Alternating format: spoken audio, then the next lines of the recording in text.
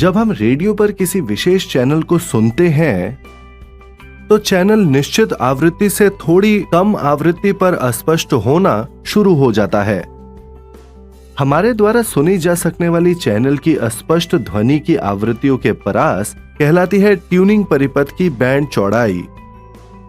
इस सत्र में हम एक अनुनादी परिपथ के बैंड चौड़ाई के बारे में जानेंगे। किसी विशिष्ट आवृत्ति पर अनुनाद की परिघटना को समझने के लिए श्रेणी क्रम में जुड़े LCR के एक AC परिपथ में पहले किए गए अध्ययन पर विचार करें, अर्थात I is equal to Vm cos omega t minus delta upon the square root of R square plus omega L minus 1 upon omega C the whole square। यहाँ Im is equal to Vm upon square root of R square plus omega L minus 1 upon omega C whole square। इसीलिए I is equal to Im cos omega t minus delta। हम जानते हैं IRMS is equal to Im upon square root of 2, जो कि बराबर है Vm upon square root of 2 upon square root of R square plus omega L minus 1 upon omega C the whole square। लेकिन VRMS is equal to Vm upon square root of 2, इसलिए IRMS is equal to VRMS upon square root of R square plus omega L minus 1 upon omega C the whole square। लेकिन square root of R square plus omega L minus 1 upon omega C the whole square is equal to modulus Z। इसीलिए IRMS is equal to VRMS upon modulus Z। समीकरण में IRMS is equal to VRMS upon square root of R square plus omega L minus 1 upon omega C the whole square दर्शाता है कि IRMS निर्भर करता है omega पर। Omega is equal to omega 0 के किसी विशिष्ट मान के लिए हमें प्राप्त होता है omega 0 L is equal to 1 upon omega 0 C।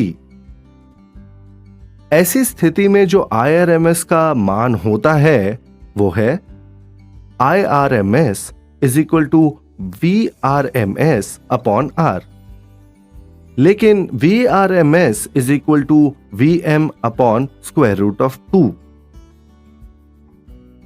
IRMS is equal to Vm upon square root of 2 into R। समीकरण दर्शाता है कि IRMS का मान अधिकतम तक पहुंच गया है। श्रेणी क्रम में जुड़े LCR वाले किसी AC परिपथ में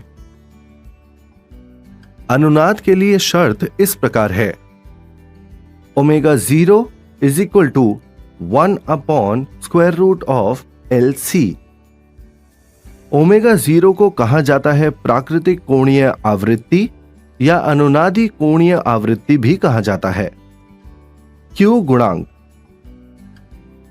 IRMS बनाम ओमेगा का ग्राफ R के दो अलग अलग मानों के लिए दिया गया है, जहां R1 कम होता है R2 से। अनुनाद की तीक्ष्णता को एक गुणनखंड के रूप में मापा जाता है जिसे इसका Q गुणांक कहते हैं, Q फॉर क्वालिटी। Q ज्ञात करने के लिए कोई दो आवृत्तियां ओमेगा 1 और ओमेगा 2 लेता है, जो अनुनाद आवृत्ति ओमेगा नॉट के दोनों ओर इस प्रकार है कि इन आवृत्तियों पर IRMS is equal to 1 upon square root 2 into IRMS अधिकतम होता है। इन बिंदुओं को A और B के रूप में दर्शाते हैं। यहां delta omega is equal to omega 1 minus omega 2 को अर्धशक्ति बैंड चौड़ाई कहा जाता है। Q is equal to omega 0 upon delta omega को परिपथ का Q गुणांक कहा जाता है। ध्यान दें कि जैसे जैसे प्रतिरोध R कम होता जाता है, अनुनाद अधिक तीक्ष्ण होता जाता है।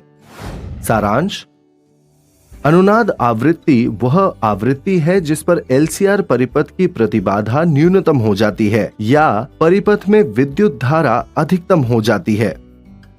इसीलिए IRMS is equal to VM by √2R और VRMS is equal to VM by √2। श्रेणी क्रम में जुड़े LCR वाले किसी AC परिपथ में अनुनाद के लिए शर्त इस प्रकार है: omega 0 is equal to 1 by √LC। Omega 0 को प्राकृतिक कोणीय आवृत्ति या अनुनादी कोणीय आवृत्ति कहा जाता है। अनुनाद की तीक्ष्णता को एक गुणांक के रूप में मापा जाता है जिसे Q गुणांक कहा जाता है। इसे अनुनादी आवृत्ति ओमेगा 0 और डेल्टा ओमेगा के अनुपात के रूप में परिभाषित किया जाता है, जहां अर्धशक्ति बैंड चौड़ाई है। Delta omega is equal to omega 1 minus omega 2। ध्यान दें कि जैसे जैसे प्रतिरोध R कम होता जाता है, अनुनाद अधिक तीक्ष्ण होता जाता है। घर में AC आपूर्ति से जुड़े सभी विद्युत उपकरणों द्वारा व्ययित विद्युत शक्ति एक विद्युत मीटर द्वारा मापा जाता है। प्रतिरोधक जैसा घटक बहुत अधिक विद्युत व्यय करता है, जबकि प्रेरक और संधारित्र द्वारा व्ययित औसत विद्युत 0 होता है। AC परिपथ द्वारा व्ययित विद्युत शक्ति व्यंजक को जानने के लिए हमारे साथ जुड़े रहें।